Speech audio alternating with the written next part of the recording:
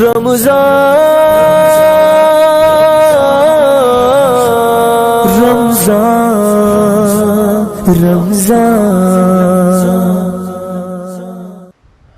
للہ نحمدہ ونصلی علی رسولہ الکریم۔ آج ہم نے 18واں پارہ پڑھا ہے، قد افلح المؤمنون۔ اس میں سب سے پہلے ہے سورہ مومنین، سورہ مومنون۔ سورہ مومنون کی جو ابتدا ہے اس میں اللہ تعالیٰ نے اہل ایمان کی کچھ علامتیں بتائی ہیں۔ یہ علامتیں جن میں ہوں گی وہ ہیں مسلمان۔ تو ان علامتوں میں یہ کہیں بھی علامت نہیں آئی کہ ان کا شناختی کارڈ چیک کرو اس میں کیا لکھا ہوا ہے۔ شناختی کارڈ میں اگر اسلام لکھا ہوا ہے تو سمجھ لو کہ یہ کیا ہیں، مومن۔ نہ اللہ نے فرمایا فی صلاتہم خاشعون، ان کی پہلی علامت نمازیں خشوع و خضوع سے پڑھتے ہیں، ٹرخاتے نہیں ہیں۔ ہم عن اللغو معرضون، لغویات سے بچتے ہیں۔ لغو کہتے ہیں ان باتوں کو جن کا نہ دنیا میں کوئی فائدہ اور نہ آخرت میں، جیسے پب جی کھیلنا، ٹائم ویسٹنگ، کرکٹ کے میچ سارا دن بیٹھ کے ٹی وی کے آگے دیکھنا، کوئی فائدہ نہیں ہے، گردن میں درد کے علاوہ کچھ بھی حاصل نہیں ہوگا۔ کھیلنے کا تو پھر بھی کچھ مقصد بنتا ہے، ورزش ہو جاتی ہے، بھاگم دوڑم۔ دیکھنے میں تو کوئی بھی فائدہ نہیں ہے، اور تھوڑی دیر کی چیز ہو تو آدمی دیکھ لے، سارا دن بیٹھے ہوئے دیکھتے رہتے ہیں، تو ٹائم ویسٹنگ۔ نبی صلی اللہ علیہ وسلم نے فرمایا من حسن اسلام المرء ترکہ ما لا یعنی، انسان کے اسلام کی اچھائی یہ ہے کہ وہ لا یعنی بیکار باتوں کو چھوڑ دے، زندگی کو قیمتی بنائیں۔ فرمایا والذین هم للزکاۃ فاعلون، زکوٰۃ دیتے ہیں، والذین هم لفروجہم حافظون، اپنی شرمگاہوں کی حفاظت کرتے ہیں، اسے حرام لذتوں میں نہیں پڑتے، الا علی ازواجہم، سوائے اپنی بیویوں کے اور اپنی باندیوں کے۔ باندیوں کا رواج نہیں ہے اور کسی کو اب باندی بنانا ممکن بھی نہیں ہے، تو اب صرف بیوی ہی کا آپشن رہ گیا ہے۔ فإنہم غیر ملومین، فرمایا یہ لوگ قابل ملامت نہیں ہیں۔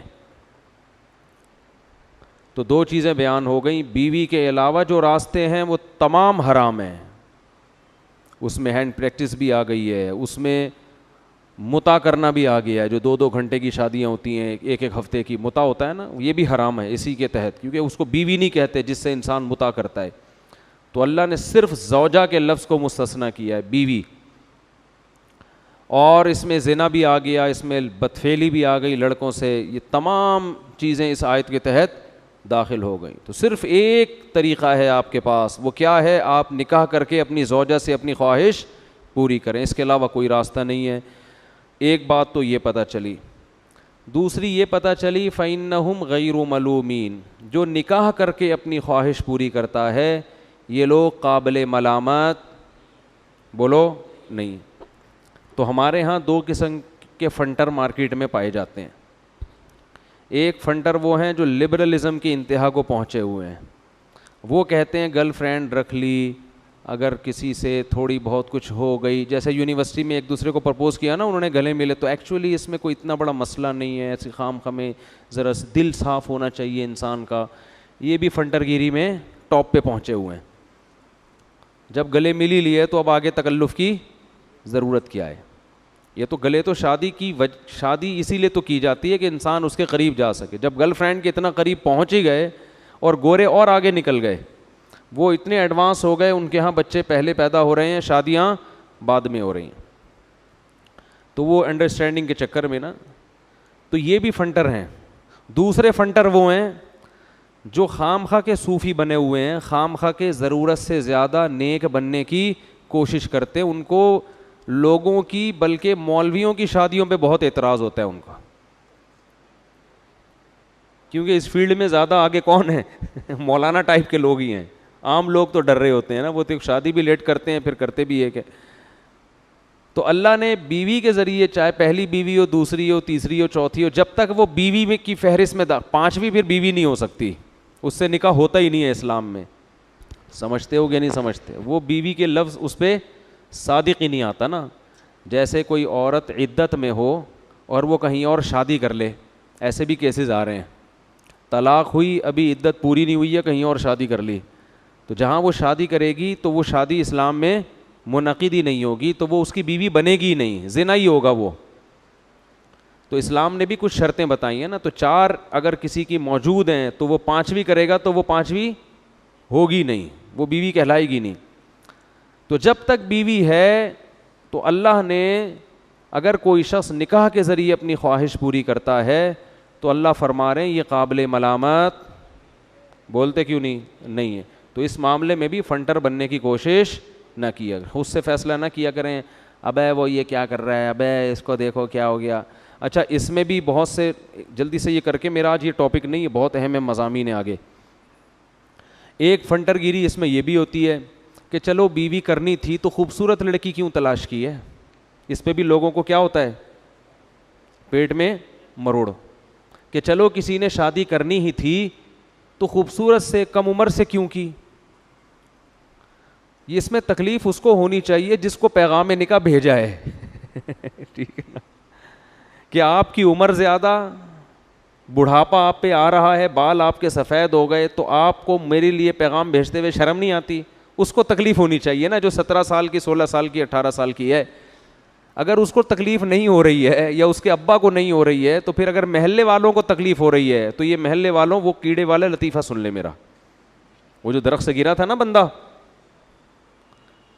سمجھ میں آ رہی ہے بات, یہ درخت سے گرنا تھا.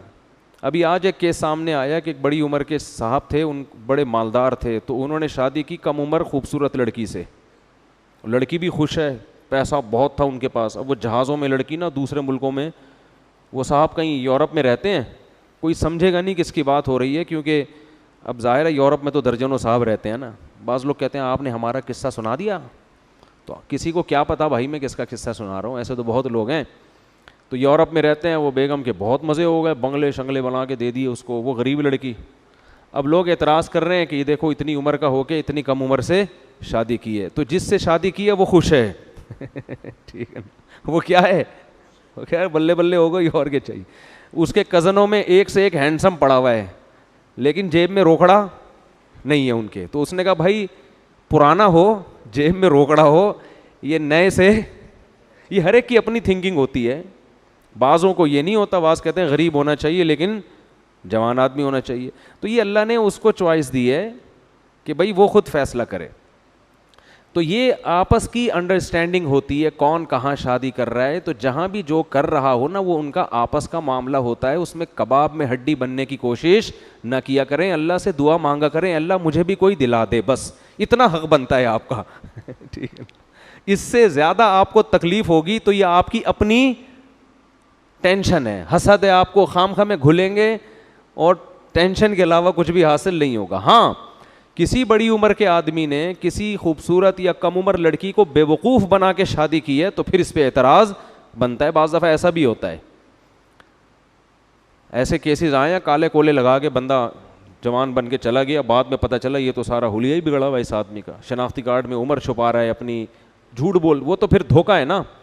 یا لڑکی کی مرضی کے بغیر اس کو زبردستی باپ نے اس کی شادی کر دی.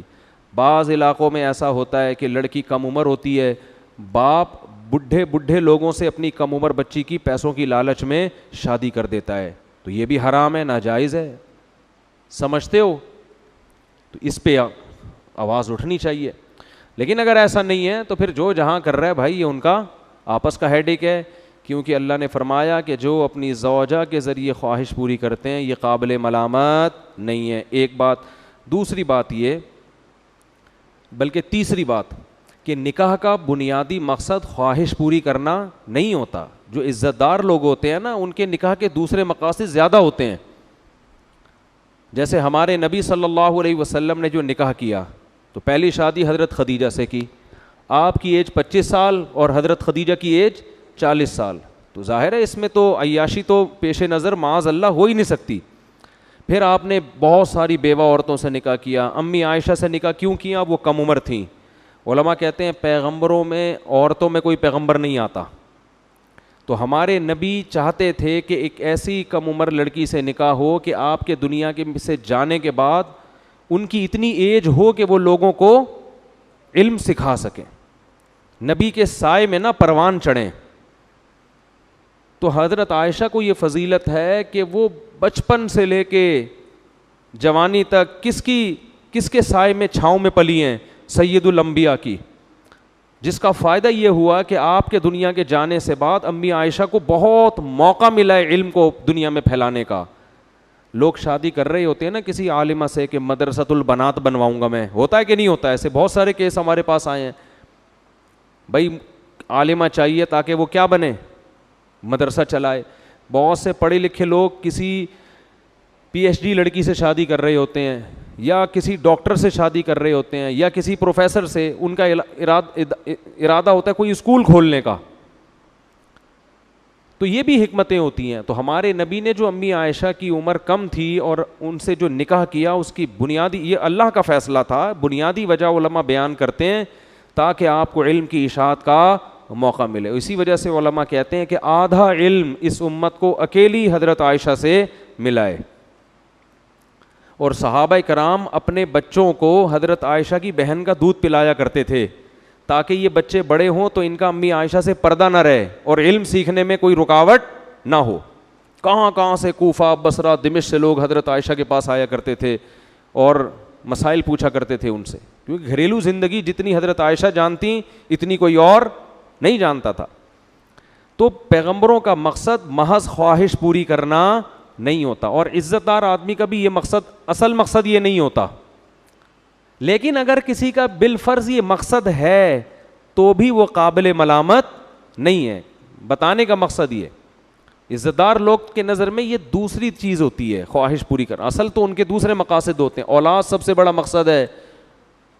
لیکن اگر بالفرض کوئی آدمی یوں ہم کہہ لیں کہ ہے ہی ٹھرکی, معذرت کے ساتھ, اس کا مقصد صرف اپنی خواہش برائے خواہش ہی ہے اور کچھ بھی نہیں ہے, تو بھی ہم اس کو گالیاں نہیں دے سکتے, برا بلا نہیں کہہ سکتے.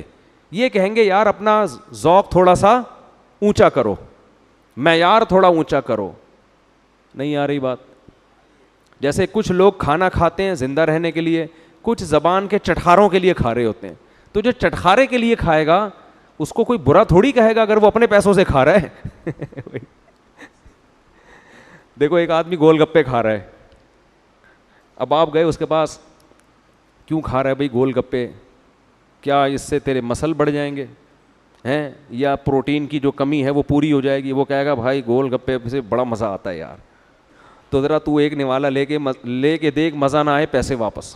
وہ چٹخارے لے کے کھا رہا ہے. آپ کہہ رہے ہو ہیں دنیا کا عاشق, شہوت پرست انسان, شرم نہیں آتی تجھے, چٹخارے لینے کے لیے گول گپے کھا رہا ہے, ناک بہری ہے تیری, آنکھوں سے پانی نکل رہا ہے, اور منہ کا حال دیکھ اپنا جا کے, اور گالیاں دینا شروع کر دیا آپ نے.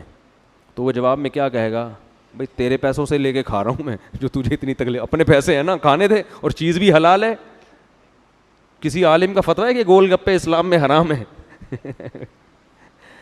تو ہاں, جو عزت دار لوگ ہیں وہ گول گپے عام طور پہ نہیں کھاتے. وہ کہتے ہیں وہ ایسی چیز کھاؤ جس میں صحت ہو, شہد کھاؤ, زیتون کھاؤ, گوشت کھاؤ, دودھ پیو, لذت خود بخود حاصل ہوگی اس میں, لیکن صحت بھی بنے گی. گول گپے کھاؤ گے تھوڑے دنوں میں گول گپا ہی بن جاؤ گے.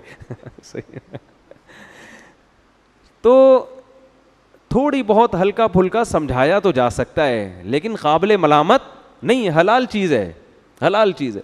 تو ایسے ہی نکاح کا بنیادی مقصد محض خواہش پوری کرنا نہیں ہوتا. یہ بڑے باذوق لوگوں کا یہ مقصد, یعنی باذوق سے مراد جن کا جو اونچے ذوق کے لوگ ہیں, جو دنیا میں کچھ کام کرنا چاہتے ہیں. لیکن اگر کسی کا مقصد صرف خواہش پوری کرنا ہے تو بھی وہ قابل ملامت نہیں ہے, جیسے کہ قرآن میں اس آیت میں اللہ نے بتا دیا.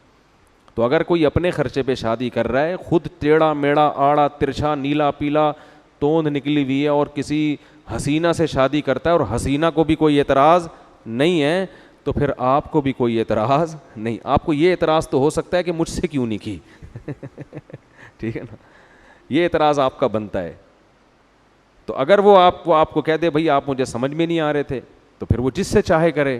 تو یہ آج کل ہمارے معاشرے میں ایک بہت بڑا المیہ ہے، اور یہ عورت کے لیے بھی ہے. طلاق یافتہ یا بیوہ عورت اگر وہ کوئی اس کو اچھا لگ رہا ہے، کوئی ہینڈسم لگ رہا ہے، کوئی اسمارٹ لگ رہا ہے، وہ چاہ رہی ہے کہ میں اس سے شادی کروں، یہ مجھے اچھا لگ رہا ہے، تو قرآن عورتوں کے بارے میں تو بہت واضح کہتا ہے لا تعضلوہن ان ینکحن ازواجہن، ان کو مت روکو اس بات سے کہ یہ جہاں نکاح کرنا چاہیں وہاں نکاح کریں، اس بات سے ان کو بولتے کیوں نہیں مت روک. ایسے کیسز اب بھی آ رہے ہیں، تو میں بہت کم فون سنتا ہوں، لیکن جب بھی سنو کوئی نہ کوئی کہانی سامنے آتی ہے.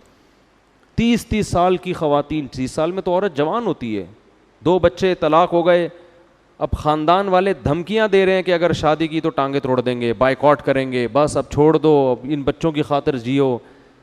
تو یہ ظلم ہے معاشرے میں. تو جیسے مرد کو اجازت ہے، اللہ نے عورت کو بھی اجازت دی ہے کہ تو نکاح پہ کوئی پابندی نہیں ہے بھائی. نکاح کو معاشرے میں زیادہ سے زیادہ پروموٹ کرو. جو کر رہا ہے، میرے پاس تو لوگ آتے ہیں نا، مجھے بھی آفس میں مجھے سیٹنگ ہو گئی اچھی لگ رہی ہے، میں کہتا جا شادی کر سب سے پہلے، کوئی ٹینشن کی بات نہیں، اگر نکاح نہیں کرنا پھر تعلق ختم کر دو. تو اللہ نے جس چیز کی اجازت دی ہے ہمیں فنٹر بننے کی ضرورت نہیں ہے، اور حد سے زیادہ حدود سے آگے نکلنے کی ضرورت نہیں ہے. تو فرمایا فَإِنَّهُمْ غَيْرُ مَلُومِينَ، یہ لوگ قابل ملامت نہیں ہیں. فَمَنِ ابْتَغَىٰ وَرَاءَ ذَلِكَ، جو نکاح کے علاوہ کوئی اور راستہ تلاش کرے گا، فَأُولَٰئِكَ هُمُ الْعَادُونَ، یہ لوگ اللہ کی حدود سے تجاوز کرنے والے ہیں. وَالَّذِينَ هُمْ لِأَمَانَاتِهِمْ وَعَهْدِهِمْ رَاعُونَ، فرمایا جنتیوں کی علامت یہ ہے کہ یہ امانت اور اپنے ایگریمنٹ کی رعایت کرتے ہیں. ان کے پاس کوئی امانت ہو اس میں خیانت نہیں. آپ کسی کو اپنی گاڑی چلانے کے لیے دے دیں، اب کہا جاتا ہے اس کو کہ اپنی سمجھ کے چلانا، ورنہ وہ ریڑ لگاتا ہے کہ نہیں لگاتا. بائک کسی کو دے دیں بجا کے آ جائے گا اس کو ایسے ہی ہے نا، مختلف جگہوں سے بجنا شروع. یہ امانتوں میں خیانت ہے. جو گورنمنٹ کے ملازمین ہیں، حکومت کے خزانے ان کے ہاتھ میں ہیں، تو یہ بھی عوام کی امانت ہے آپ کے پاس. بہت امانت کا مفہوم بہت وسیع ہے. تو فرمایا کہ جنتی لوگ امانت کے معاملے میں 2 نمبر نہیں ہوتے، 1 نمبر ہوتے. مالک مکان نے آپ کو گھر دیا ہوا ہے کرائے پر، اس کا گھر آپ کے پاس امانت ہے، اس کی واٹ نہ لگاؤ. اپنے گھر کو کیسے محفوظ رکھتے ہیں. مالک مکان کا جو گھر ہوتا ہے نا، جب اس کو چھوڑ کر جاتے ہیں، اس گھر کی دیواروں کا حال دیکھو، دروازوں کا حال دیکھو، گلے ہوئے ہوتے ہیں دروازے. تبھی لوگ گھر بنا کے عام طور پر اب کرایہ داروں کے حوالے نہیں کر رہے ہوتے کہ اتنا کم بخت کرایہ نہیں دے گا جتنا ریپیئرنگ میں خرچہ آ جائے گا اس کی. تو یہ بھی امانتوں میں کیا ہو رہی ہے؟ خیانت. فرمایا وَعَهْدِهِمْ رَاعُونَ، اپنے ایگریمنٹ کو پورا کرتے ہیں. ایک ہوتا ہے وعدہ، ایک ہوتا ہے معاہدہ. وعدہ تو یہ ہوتا ہے کل میں آپ کے پاس 4 بجے آؤں گا، تو اس میں تو کوئی عذر ہو آپ منع کر دیں، بھائی میں پہلے بتا دیں اس کو. لیکن ایک ہوتا ہے ایگریمنٹ. ایگریمنٹ ہوتا ہے دونوں طرف سے، جیسے خرید و فروخت کے ایگریمنٹ ہوتے ہیں. اس نے آپ کو چیز ڈیلیور کر دی، اب آپ پیمنٹ ٹائم پہ نہیں کر رہے، تو یہ معاہدے کی خلاف ورزی ہے. سمجھتے ہو کہ نہیں سمجھتے؟ تو یہ معاہدوں کی خلاف ورزی اسلام میں بہت بڑا جرم ہے. جنگ بندی کا معاہدہ ہوا، اس میں آپ نے گڑبڑ کر دی. تو معاہدہ دونوں طرف سے ہوتا ہے. اللہ فرماتے ہیں والذین هم علی صلواتہم یحافظون. نماز کا ذکر 2 دفعہ کیا. پہلا یہ کہ نمازوں میں خشوع پیدا کرتے ہیں، دوسرا یہ کہ نمازوں کی حفاظت بہت ضروری ہے. نماز پڑھتے نہیں ہیں، محافظت. کیونکہ جو نمازی ہوتا ہے نا، ہر وقت اس کو فکر لگی ہوتی ہے کون سی نماز کا ٹائم ہو گیا ہے اور کون سی نماز کا ٹائم ہونے والا ہے. سفر میں، حضر میں، میدان جنگ میں بھی اس کو فکر لگی رہتی ہے. تو اس لیے اللہ فرماتے ہیں یہ لوگ نمازوں کی حفاظت کرتے ہیں. تو جو یہ کریں گے اولئک هم الوارثون، یہ لوگ اصل میں وارث ہیں. الذین یرثون الفردوس، جو جنت الفردوس کے وارث ہیں. ہم فیہا خالدون، اس میں ہمیشہ ہمیشہ رہیں گے. علامہ مناوی ایک بہت بڑے مفسر ہیں، وہ فرماتے ہیں جنت اگر سونے چاندی کی نہ ہوتی، حوریں اور باغات نہ ہوتے، مٹی کی سادہ گاؤں جیسی ہوتی. 2-4 بھینسیں بندھی ہوئی ہوتی ہیں، ایک کتا ٹہل رہا ہوتا ہے، 1-2 گدھے کھڑے ہوئے ہوتے ہیں وہاں پہ، فرض کر لو ہے بھائی. لیکن اس میں صرف اتنی بات ہوتی کہ یہاں موت نہیں ہے کبھی. تو فرمایا اس دنیا کے 1000 گز کے بنگلوں سے پھر بھی وہ بہتر تھی. اگر آپ کو ابھی کوئی کہے کہ تمہیں میں چیچا وطنی کے کسی گاؤں میں لے جا کے چھوڑ دیتا ہوں ڈیفنس کے بنگلے سے نکال کے. آپ کبھی بھی ایگری؟ چیچا وطنی میں بھی لوگ بیان سنتے ہیں, چیچا وطنی تو سنا بڑا اچھا شہر ہے, کوئی اور بول لو, کوئی بھی گاؤں. ایک دفعہ میں نے ایسے بول دیا چیچا وطنی سے فون آ گیا, بھائی چیچا وطنی کیوں بدنام کر رہے ہو مفتی صاحب چیچا وطنی کو؟ ہیں نہیں نہیں, مچھر کالونی تو ایسی وی آئی پی جگہ ہے. نہیں نہیں نہیں بھائی, لیاری والوں سے تو پنگا لے ہی نہیں سکتا آدمی. صحیح ہے نا. تو وہ کہتا ہے نا ایسا کہیں بھی گاؤں دیہات میں نا جہاں گائے گدھے گھوڑے اس طرح کی زندگی ہو. میں تھر گیا ایک دفعہ, تو کہیں مدد تقسیم کرنی تھی, ریگستانوں میں لوگ رہ رہے ہیں, ہم جب چارپائیوں پہ سونے کے لیے لیٹے ہی ہیں نا رات کو, تو گدھوں کی کانفرنس شروع ہو گئی پوری. او بھائی ادھر سے گدھے پوری اسپیڈ کے ساتھ پھیپڑوں میں ہوا بھر کے نکال رہے ہیں, اور پھر وہاں خاموشی اتنی ہوتی ہے, ایک گدھا پھر دوسرے نے رپلائی کیا اس کو, بولا کیا خیریت, طبیعت کیسی ہے تمہاری, لیکن وہ 2 منٹ میں بھی ان کی بہت چیختے ہیں, تمیز سے بات ہی نہیں کر رہے نا. ہم لوگ ہم 8-10 افراد تھے, تو سارے ہی اٹھ کے بیٹھ گئے تھوڑی دیر میں, کسی کو بھی نیند نہیں آ رہی, اور پھر ہم سب کو ہنسی آ گئی کہ یار ان گدھوں کو دیکھو. گدھے سے یاد آیا, بلوچستان کا سفر تھا تو کچھ گدھے 8-10 گدھے اکٹھے کھڑے ہوئے تھے, ہمارے ایک دوست بھی وہیں کھڑے ہوئے تھے. تو میں نے ویسے ہی بولا, میں نے کہا یار یہ گدھا اتنا محنتی جانور ہے, اس بیچارے کو گدھا کیوں کہتے ہیں, یعنی حماقت میں اس کو کیوں مشہور کیا ہوا ہے, یہ اتنا وفادار اتنا محنتی اور پھر بھی بدنام. اللہ نے دکھانا تھا مجھے, وہ ہائی وے پہ تھوڑی دیر میں دیکھا دوپہر کے وقت میں ایک گدھا ہائی وے کے بیچ میں آگے کھڑا ہو گیا, ایسے نہ کھڑا ہوا ہے بالکل روڈ پہ اس طرح سے کہ روڈ بلاک کر کے. اب ادھر سے اسپیڈ میں گاڑیاں آ رہی ہیں, وہ بریکیں لگا رہی ہیں نا ٹکر نہ ہو جائے, ایک ٹینشن میں ڈالا ہوا ہے. تو ہمارے دوست نے کہا دیکھو ادھر بھی کھلا میدان تا حد نگاہ, سڑک کے اس طرف بھی تا حد نگاہ کھلا میدان, اور یہ پھر بھی اس کو کہیں اور جگہ نہیں ملی کھڑے ہونے کے لیے. سستانے کے لیے جگہ کہاں ملی ہے اس کو, یہ بھی نہیں دیکھ رہا کہ ابے تھوڑا سا دائیں بائیں ہو جائے, ایک قدم یوں ہو جائے, بیچ میں آ کے نا روڈ پہ کھڑا ہوا ہے ایسے اور مراقبے میں گیا ہوا ہے. تو میں نے کہا اللہ نے مجھے دکھانا تھا کہ گدھے کو گدھا کیوں, واقعی یہ گدھے پہ ہی سوٹ کرتی ہے یہ چیزیں. تو خیر کہاں سے کہاں بات چلی گئی بھائی. ہاں تو میں عرض کر رہا تھا کوئی ٹوٹا پھوٹا گاؤں ہو دیہات ہو, وہ آ بھی گئے جن کے ساتھ ہم بلوچستان جا رہے تھے. یہ دیکھو کمال اتفاق ہے یا نہیں ہے, انہی کے ساتھ ہم بلوچستان گئے تھے اور گدھا بیچ میں کھڑا ہوا تھا اور یہی آ گئے. ٹھیک ہے, تو اللہ تعالیٰ نے کیا بات کر رہا تھا میں, تو گاؤں دیہات میں آپ ہو, مٹی کے گھروندے ہوں, لیکن وہاں ایک بات ہو کہ کوئی فرشتہ آپ سے آ کے کہہ دے کہ یہاں آپ نے ہمیشہ رہنا ہے, آپ پر موت نہیں آئے گی, تو انسان ڈیفنس کے بنگلوں کو چھوڑ کر وہاں چلا جائے, ساری دنیا آ جائے گی وہاں. تو جب جنت ہمیشہ کی چیز ہے اور ہے بھی اتنی حسین, تو میرے بھائی اس کو تلاش کرنے کے لیے اتنی محنت بھی نہ کریں کہ نماز میں خشوع و خضوع پیدا کر دیں, اپنی نگاہوں کو اپنی زوجہ تک محدود کر دیں, اور ایگریمنٹ کو پورا کریں, امانتوں میں خیانت کرنا چھوڑ دیں. جب کسی کی بائک یا گاڑی لیں تو اپنی سمجھ کے چلائیں اس کو, ٹھیک ہے نا. اللہ یہ تھوڑی کہہ رہے کسی سے چیز ہی نہیں لو. تو یہ اگر تھوڑا سا ہم کام کر لیں تو میرا خیال ہے یہ کوئی مہنگا سودا نہیں ہے. تو یہ تو سورہ مومنون ہے, اس میں اللہ نے بہت کچھ ہے اس میں, لیکن کیونکہ آگے سورہ نور کے مضامین اس سے بھی زیادہ اہم ہیں تو میں نے کہا وہ تھوڑے سنا دوں. سورہ نور میں سب سے اہم ترین واقعہ تو حضرت عائشہ رضی اللہ تعالیٰ عنہ کا ہے, جس کو واقعی افک کہا جاتا ہے. افک کہتے ہیں عربی میں جھوٹ کو. تو حضرت عائشہ رضی اللہ تعالیٰ عنہ 5 ہجری میں نبی صلی اللہ علیہ وسلم نے سفر کیا تھا, ایک جھڑپ تھی, لڑائی تھی معمولی سی, تو جس کو غزوہ بنی مستلق کہا جاتا ہے, 5 ہجری کا واقعہ ہے. تو آپ نے قرآن اندازی کی کہ بھائی جس زوجہ کا نام آئے گا وہ میرے ساتھ سفر میں چلیں گے. جس آدمی کی زیادہ زوجات ہوں تو افضل ہے کہ قرآن اندازی کر لے یا ان کی باریاں لگا دے. تو امی عائشہ کا نام آیا, حضرت عائشہ رضی اللہ تعالیٰ عنہ آپ کے ساتھ سفر میں گئیں. واپسی پہ یہ قافلہ جب واپس آ رہا تھا تو قافلے نے پڑاؤ ڈالا. حضرت عائشہ رضی اللہ تعالی عنہا نے اپنی بہن سے حضرت اسما سے ایک ہار ادھار لیا تھا پہننے کے لیے. تو حضرت عائشہ کہیں گئی ہیں قضائے حاجت کے لیے یا کسی کام سے, وہ ہار گر گیا. تو وہ تلاش کرنے میں ان کو دیر ہو گئی. تو پہلے اونٹ میں جیسے آج کل ڈولیاں ہوتی ہیں نا, اس طرح کی وہ ہودج ہوا کرتا تھا, اس میں خواتین بیٹھتی تھیں پردے والی اور لوگ اسے اٹھا کے جانور پہ رکھ کے چل جاتے تھے.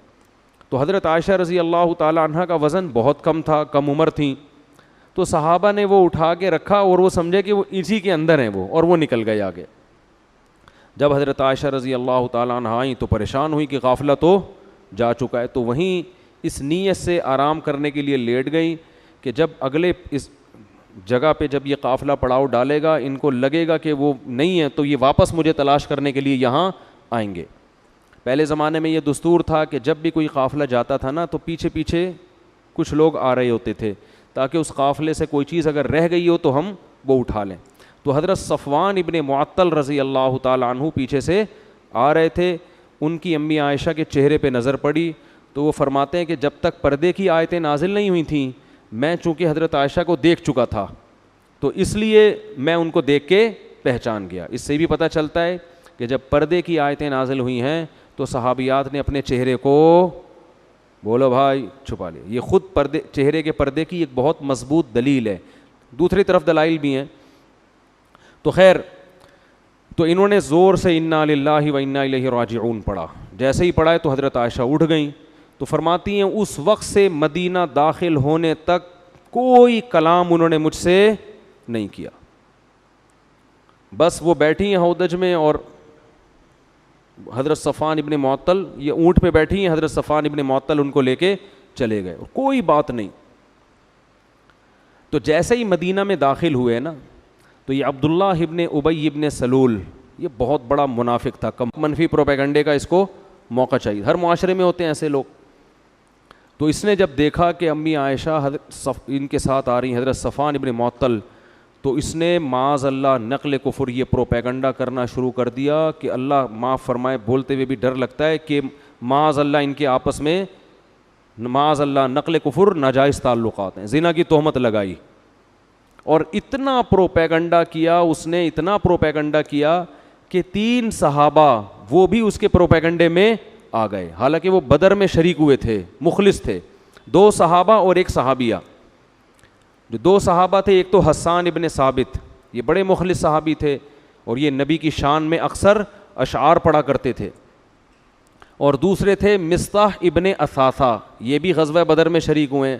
اور تیسری ایک خاتون تھی حمنہ بنت جہش. تو اتنا اس نے پروپیگنڈا کیا نا کہ یہ بھی اس میں مبتلا ہو گئے, حالانکہ یہ منافق نہیں تھے, وہ تو کمبخت تھا ہی, منافق مشہور تھا. حضرت عائشہ رضی اللہ تعالیٰ عنہ سفر سے واپسی پہ بیمار تھیں, تھکاوٹ تھی, گھر سے نہیں نکلیں.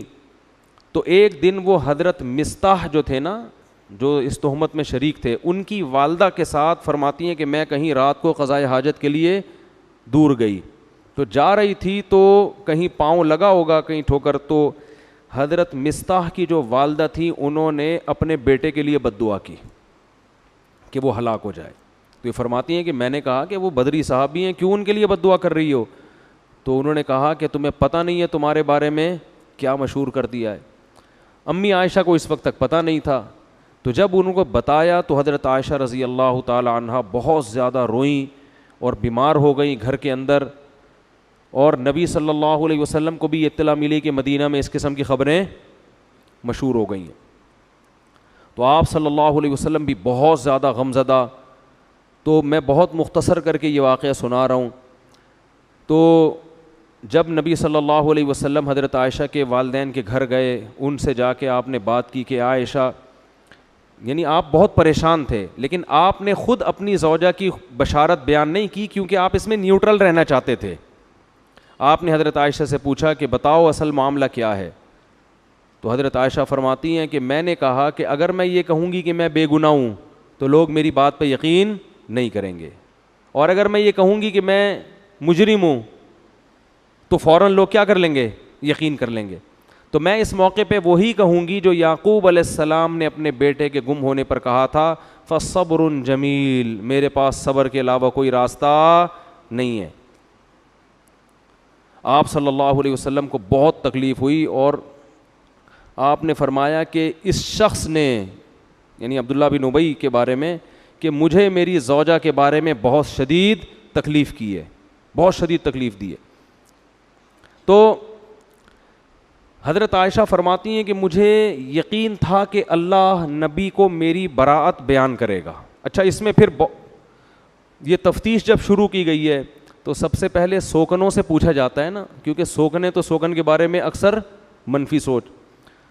تو جب امہات المومنین سے پوچھا گیا تو انہوں نے سختی سے انکار کیا، انہوں نے کہا کہ ہم نے عائشہ میں ایسی کوئی چیز نہیں پائی، سوکن ہونے کے باوجود انہوں نے گواہی دی۔ حضرت عائشہ کی خادمہ سے پوچھا گیا، انہوں نے کہا وہ تو اتنی غافل ہیں، لاؤبالی پن جو ہوتا ہے نا گھر میں، جو یعنی ایک بچپنا جو ہوتا ہے کہ بکری گھر میں گھس کے آٹا کھا کے چلی جاتی ہے اور ان کو پتہ نہیں چلتا، ان کو ان چیزوں سے کیا دلچسپی۔ تو آپ صلی اللہ علیہ وسلم، بہت سارے صحابہ نے، حضرت عمر جب تھے، حضرت عمر سے جب پوچھا گیا یہ کیا معاملہ ہے تو فوراً بول پڑے سبحانک ھذا بہتان عظیم، کہنے لگے سبحان اللہ، یہ تو بہت بڑا بہتان ہے۔ بہتان کہتے ہیں جو بالکل واضح جھوٹ ہوتا ہے نا، بہت بڑا، یہ تو بہت بڑا جھوٹ ہے، اس میں تفتیش کی کیا ضرورت ہے، یہ ہو ہی نہیں سکتا۔ تو نبی صلی اللہ علیہ وسلم جب بہت پریشان ہوئے، حضرت عائشہ کی بھی صبر کی انتہا ہو گئی، تو شدید سردی کا موسم تھا، آپ صلی اللہ علیہ وسلم کو شدید سردی میں پسینہ آنا شروع ہو گیا۔ صحابہ کرام سمجھ گئے کہ آپ پر وحی نازل ہو رہی ہے۔ صحابہ تو وحی پہ یقین کرتے تھے نا، یہ اللہ کا، کیونکہ ایسی کیفیت ہو جاتی تھی۔ تو حضرت عائشہ فرماتی ہیں شدید سردی میں نا آپ کے ایسا پانی کی طرح پسینہ نچڑتا تھا، ایسی کیفیت ہوتی تھی۔ تو آپ صلی اللہ علیہ وسلم امی عائشہ کے گھر میں، اور آپ پر وحی آنا شروع، اور پورا رکوع 11 آیتیں نازل ہوئیں جس میں اللہ نے حضرت عائشہ رضی اللہ تعالی عنہ کی پاک دامنی کو بیان کیا۔ تو جیسے ہی آپ نارمل کنڈیشن میں آئے ہیں، آپ صلی اللہ علیہ وسلم نے حضرت عائشہ کو خوشخبری سنائی کہ اللہ نے تمہاری پاک دامنی کو اللہ نے بیان کر دیا ہے۔ تو حضرت عائشہ کی والدہ کھڑی ہوئیں، انہوں نے فوراً فرمایا کہ اپنے شوہر کا شکریہ ادا کرو۔ امی عائشہ نے فرمایا نہیں، صحیح ہے نا، کیا فرمایا؟ فرمایا یہ پاک دامنی نبی نے بیان نہیں کی ہے، یہ کس نے بیان کی ہے؟ تو اللہ نے بیان، تو میں اللہ کا شکر ادا کروں گی۔ تو اس پر یہ آیتیں نازل ہوئیں۔ حضرت عائشہ فرماتی ہیں مجھے یقین تھا کہ اللہ میری برات کا اعلان کرے گا، مگر اس کا تصور بھی نہیں تھا کہ قرآن کی آیتیں بنا کے اللہ نازل کر دے گا جو قیامت تک پڑھی جائیں گی۔ تو اللہ تعالیٰ نے پھر جو عبداللہ بن ابی تھا اس کے لیے دردناک سخت عذاب کی خوشخبری بتائی، اور فرمایا کہ جب اصول یہ ہے کہ جو کسی پہ زنا کی تہمت لگائے گا تو کتنے گواہ لے کر آئے گا؟ 4 گواہ، اور یہاں کسی کے پاس 1 گواہ بھی نہیں ہے۔ یہ قرآن میں پہلے نازل ہو چکا تھا یہ حکم کہ 4 گواہ ہونے چاہیے۔ تو اب جو لوگ اس میں شریک تھے ان پہ حد قذف جاری ہوگی، اور ان کو 80 کوڑے لگائے گئے، جن میں 2 صحابی اور 1 صحابیہ اور عبداللہ بن ابی منافق، اس کو بھی 80 کوڑے لگائے گئے۔ تو حضرت عائشہ کی اللہ نے برات کا اعلان کیا، اور پھر قرآن نے کہا لولا اذ سمعتموہ، صحابہ کو بھی تنبیہ کی کہ ایسا کیوں نہیں ہوا کہ جب تم نے یہ خبر سنی تھی قلتم ما یکون لنا ان نتکلم بہذا، تم نے یہ کیوں نہیں کہا کہ ہم تو اس پہ کلام بھی نہیں کر سکتے، سبحانک ھذا بہتان عظیم، جو الفاظ حضرت عمر کے تھے نا، تو اللہ نے فرمایا تم سب نے یہ کیوں نہیں کہا۔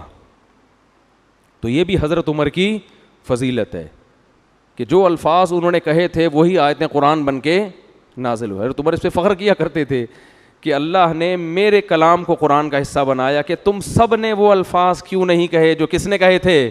حضرت عمر تو بہت غیرت والے تھے نا، ان میں تو یہ دائیں بائیں حساب کتاب تھا ہی نہیں ٹھیک ہے نا. انہوں نے کہا یہ کیسے ہو سکتا ہے, یہ تو ممکن نہیں ہے, کیونکہ سب جانتے تھے پہلے زمانے, جیسے آج بھی گاؤں میں سب ایک دوسرے کو جانتے ہیں, تو پہلے تو صدیوں سے قبیلے ایک ساتھ رہتے رہتے رہتے. بالکل اس کی مثال ایسے ہے جیسے حضرت مریم کے جب بغیر شوہر کے بچہ ہوا ہے تو بنی اسرائیل نے کیا کہا, اے مریم تجھے تو ہم بچپن سے جانتے ہیں, ما کان ابوک امرأ سوء وما کانت امک بغیہ, نہ تمہارا باپ برا آدمی اور نہ تمہاری ماں فاحشہ, تم تو پیغمبروں کے خاندان میں پیدا ہو کے تم نے یہ کیسے کر لیا. تو جو قریب رہتے ہیں نا وہ ایک دوسرے کو جانتے ہیں. تو حضرت عمر امی عائشہ کو جانتے تھے, ابو بکر کی بیٹی ہیں, تو سبحانک, انہوں نے کہا اس کی تفتیش کی ضرورت نہیں ہے, سبحانک ھذا بہتان عظیم. پھر اللہ نے فرمایا یعظکم اللہ ان تعودوا لمثلہ ابدا, اللہ تمہیں نصیحت کر رہا ہے اس کے بعد ایسی حرکت کبھی نہیں کرنا. اور قرآن نے کہا ان الذین یرمون المحصنات الغافلات المؤمنات, جو لوگ تہمت لگاتے ہیں پاک دامن عورتوں کو, الغافلات جو بھولی بھالی سیدھی سادھی ہیں, جن کو ان فحاشیوں کا پتہ نہیں ہے, المؤمنات پھر مومن بھی ہیں, لہم عذاب عظیم ان کے لیے بہت بڑا عذاب ہے. تو اس میں اللہ نے امی عائشہ کو سیدھی سادھی بھی کہا, مومن بھی کہا اور پاک دامن بھی کہا کہ بھائی تہمت اگر کوئی لگائے کسی پہلے سے کوئی فاحشہ عورت ہو, کوئی طوائف ہے مشہور ہے دنیا میں, اس کے بارے میں کوئی کہ اس نے زنا کیا ہے, برا تو یہ بھی ہے, جب تک گواہ نہیں آپ نہیں لگا سکتے, لیکن ایک پاک دامن اور نیک عورت پر آپ کیسے تہمت لگا رہے ہیں. پھر قرآن نے یہ بھی کہا الخبیثات للخبیثین والخبیثون للخبیثات, اللہ نے اپنے حبیب صلی اللہ علیہ وسلم کے لیے جس خاتون کی سلیکشن کی ہے وہ طیبات میں داخل ہے, وہ خبیثات میں داخل نہیں ہے, کیونکہ یہ تو اللہ کے حکم پہ آپ نے نکاح کیا تھا نا, خواب آیا تھا آپ صلی اللہ علیہ وسلم کو, تو اس میں بھی قرآن نے بتا. اس لیے علماء کہتے ہیں اس پر پوری امت کا اجماع ہے کہ پیغمبر کی بیوی کافر تو ہو سکتی ہے, فاحشہ زانیہ نہیں ہو سکتی. لوط علیہ السلام کی بیوی کافر تھی, زانیہ نہیں تھی. نوح علیہ السلام کی بیوی کافر تھی, زانیہ نہیں تھی. پیغمبر کی کہ نسب میں ایسا نہیں ہوتا. وجہ اس کی یہ ہے کہ کسی کی بیوی کا غیر مسلم ہونا اس مرد کے لیے بے عزتی کا سبب نہیں ہے. وہ آخرت میں اس کو غیر مسلم ہونے کی سزا ملے گی, مگر یہ مرد کے لیے بے عزتی کی بات بولو نا نہیں ہے. لیکن کسی کی بیوی کا زانیہ ہونا اس آدمی کے لیے بولو نا یار بہت ہی بری بات, اس سے وہ اس کا امیج ختم, برباد. اور پھر آگے نسب میں کیا ہے, کیا پتہ چلے گا یہ بچے آپ ہی کے ہیں یا کہیں اور سے تو نہیں ڈاؤن لوڈ کروایا انہوں نے, کیا پتہ چلے گا, نسب خراب. حدیث میں آتا ہے ولدت من نکاح لا من صفا, آدم سے لے کے آج تک میرے جتنی ہماری نسل پیدا ہوئی نکاح کے ذریعے ہوئی ہے, اس میں زنا نہیں ہوا. تو پیغمبروں کے لوط علیہ السلام کی جو بیوی تھی وہ زانیہ نہیں تھی, وہ لڑکوں کو, وہ جو ہے نا لوگوں کو فتح بتاتی تھی لڑکوں کے بارے میں, خود زنا نہیں کیا اس نے کبھی. تو پیغمبر کی بیویوں کو اللہ اس برائی سے بچاتے ہیں. اور خود بھی اس سے ہمیں یہ بھی پتہ چلتا ہے کہ دیکھو آپ کی جو بیوی ہے نا عمل میں کمزور ہو, یہ چیز قابل برداشت ہے. کردار کی اگر گڑبڑ ہے تو یہ غیرت مند آدمی کے لیے قابل برداشت. ابے بولنے میں گورنمنٹ نے پابندی لگائی ہے, اس میں کیا شرمانا بھائی بول. دیکھو کوئی کہے کہ دیکھو اس کی بیوی عیسائی ہے, آپ نے کہیں اہل کتاب سے شادی کر لی, لوگ کہیں گے بھائی اس نے گوری سے شادی کی ہے, اس کی بیوی کیا ہے, عیسائی ہے. تو تھوڑا سا ہوتا ہے یار مسلمان سے کرتے تو زیادہ اچھا. لیکن کوئی کہہ رہا ہے اس کی بیوی مسلمان ہے لیکن تعلقات اس کے بہت وسیع ہیں اس کے تعلقات بہت وسیع, لیکن ہے کلمہ توحید پرست. تو اگرچہ کفر بڑا جرم ہے لیکن آخرت کے لحاظ سے, سمجھ رہے ہو, لیکن دنیا میں ذلت ذلیل ہونے کے لحاظ سے دنیا میں فحاشی یہ زیادہ بڑا جرم ہے ذلت کے لحاظ سے دیکھا جائے. تو اس لیے پاک دامن عورتوں سے شادی کیا کرو. بھی وہی ابھی کیا پھر میں کس سے سناؤں آپ کو, وہ ایک آدمی کی شادی ہوئی نا تو بیوی سے کہتا ہے آج سے تم میری کائنات, تم ہی میری مسرت, تم ہی میری فرحت. وہ تو بیچارہ ڈائلاگ بول رہا تھا, فرحت یعنی خوشی, مسرت بھی خوشی اور کائنات بھی, وہ سمجھی اپنی گرل فرینڈ کا نام بتا رہا ہے. کہتا ہے آج سے تم میری کائنات, میری فرحت بھی تم, میری مسرت بھی تم. وہ کہتی ہے ٹھیک ہے, ستار بھی پھر آج سے تم ہی ہو, غفار بھی تم اور وسیم بھی تم ہی ہو.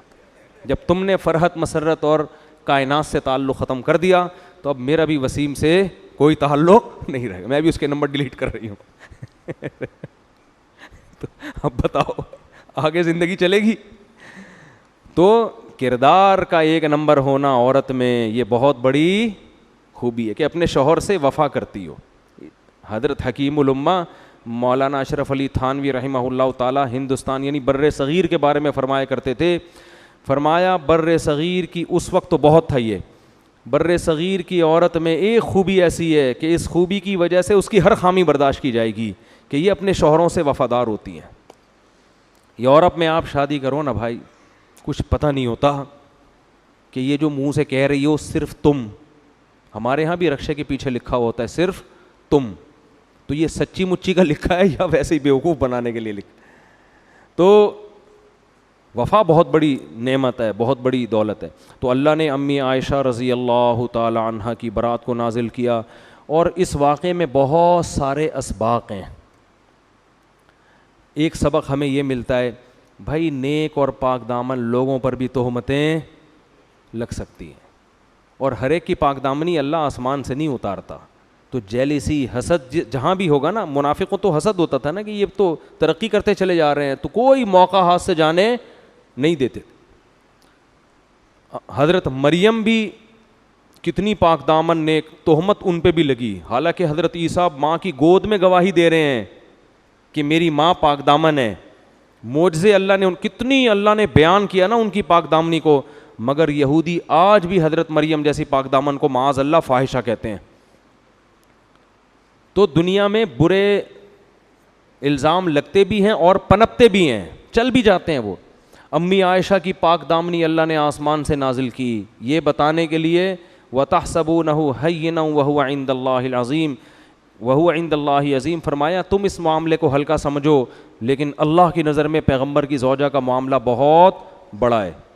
تو اس واقعے سے اللہ نے امی عائشہ کی فضیلت کو بھی بیان کر دیا کہ جو مقام اللہ کی نظر میں حضرت مریم کا ہے, اس معاملے میں وہی مقام اللہ کی نظر میں کس کا ہے؟ حضرت عائشہ کا. ان پہ تہمت اللہ نے برداشت نہیں کی, قرآن میں بیان کی. امی عائشہ کی پر جو تہمت لگی وہ بھی اللہ نے قرآن میں بیان کی ہے. لیکن جیسے حضرت مریم کو فاحشہ کہنے والے آج بھی موجود, معاذ اللہ نقل کفر, امی عائشہ کو برا بھلا کہنے والے, فاحشہ کہنے والے بھی آج موجود ہیں. تو جیسے وہ کافر ہیں یہ بھی کافر ہیں. جو امی عائشہ پہ تہمت لگاتا ہے نا, اسلام کی نظر میں وہ کیا ہے؟ کیونکہ قرآن نے ان کی پاک دامنی کو بیان کر دیا, واضح لفظوں میں بیان کر دیا قرآن نے ان کو. تو یہ بھی ہمیں اس سے سبق ملتا ہے. اور یہ بھی سبق ملتا ہے کہ عورت کی جو صفت اللہ نے بیان کی, الغافلات, فحاشی کی چیزوں کا اس کو پتہ نہ ہو. باپ کے گھر سے نکل کے کہاں جائے؟ شوہر کے گھر میں. آج کل ایسا نہیں ہو رہا, ابا کے گھر سے نکل کے 15-20 سال مختلف تجربے کرتے, سب کی بات نہیں بھائی, 2-4 ہی ایسی ہیں تو ہوتی ہیں, لیکن وہی پھر تم ہی میرے ستار بھی, تم ہی میرے غفار, یہ نوبت آ رہی. تو جلدی نکاح کرنے کا فائدہ کیا ہوتا ہے؟ بچی عفت اور پاک دامنی والی زندگی گزارتی, وہ اپنے شوہر کے ساتھ وفا کرتی ہے. سمجھتے ہو کہ نہیں سمجھتے, اور خود بھی وفا کرنی چاہیے, خالی ادھر کے مشورے نہیں ہیں. تو یہ صورت بہت اہم تھی, اس میں اللہ نے یہ بیان کیا. اور ایک دو بس جلدی موٹے 2 حکام بیان کر دیتا ہوں. اس صورت میں اللہ نے آپس میں رہن سہن کے آداب کو بہت اہتمام سے بیان کیا ہے. لا تدخلوا بیوتا غیر بیوتکم حتی تستأنسوا وتسلموا علی, جب کسی کے گھر میں جاؤ تو ایسا ہی نہ گھس جایا کرو, بلکہ پہلے ان سے اجازت لو اور سلام کرو. سمجھتے ہو کہ نہیں سمجھتے؟ اور حدیث میں آتا ہے کہ جس نے کسی گھر میں جھانک لیا تو اب اسے داخلے کی ضرورت نہیں ہے, بلکہ وہ داخل, بولتے کیوں نہیں, ہو گیا.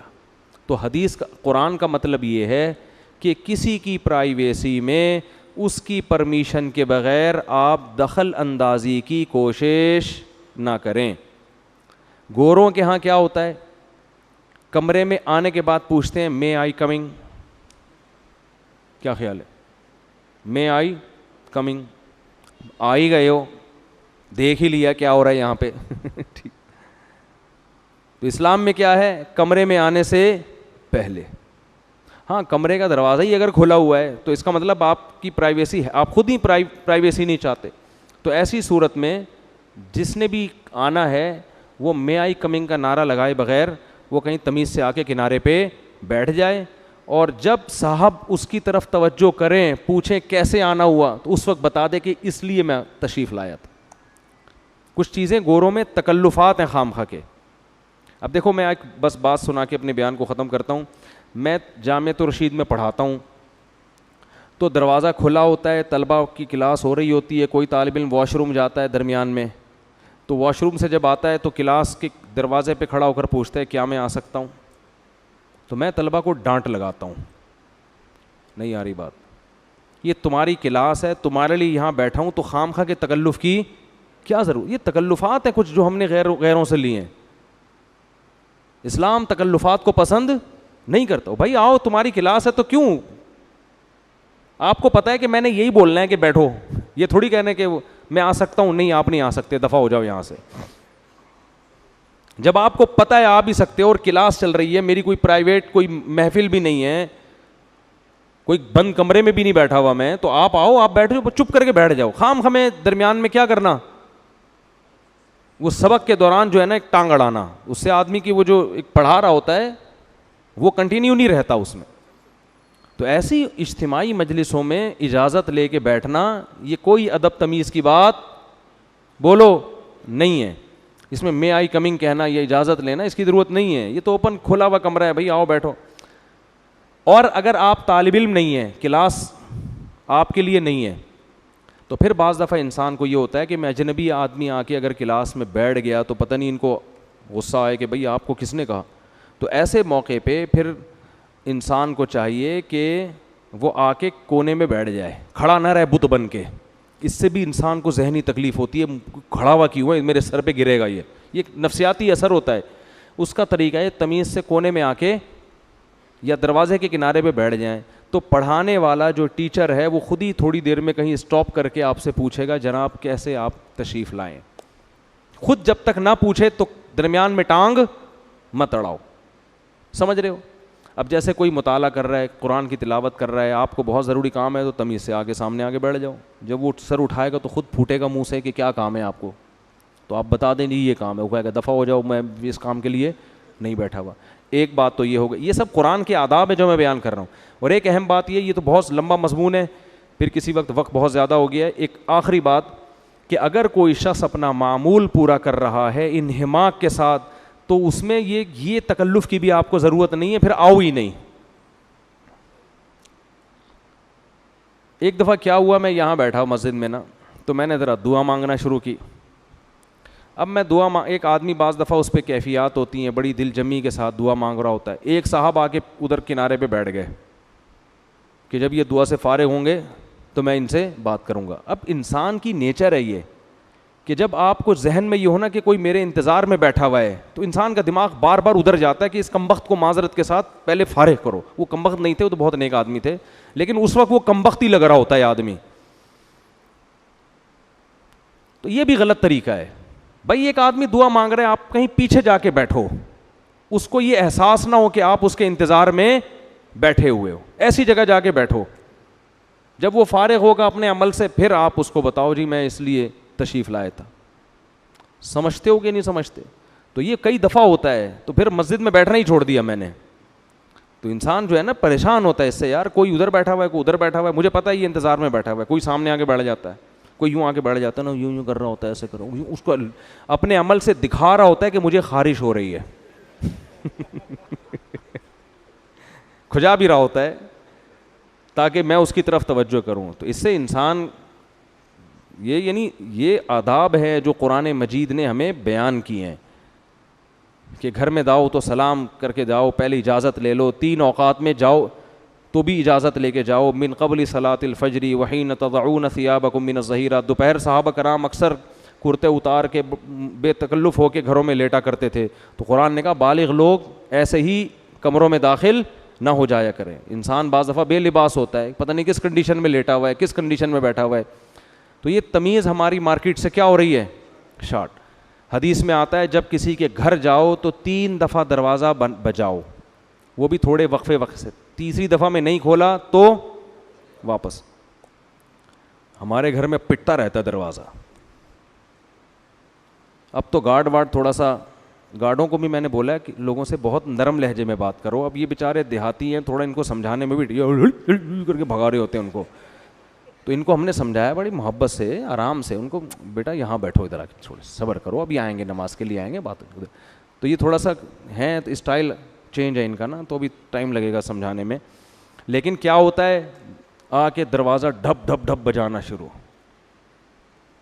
تو پھر بجایا جا رہا ہے 3 دفعہ بھی, تو تھوڑا سانس تو لے کے تیسری دفعہ بجاؤ, ہو سکتا ہے اگلا پہلی دفعہ میں ہی آ جائے نیچے.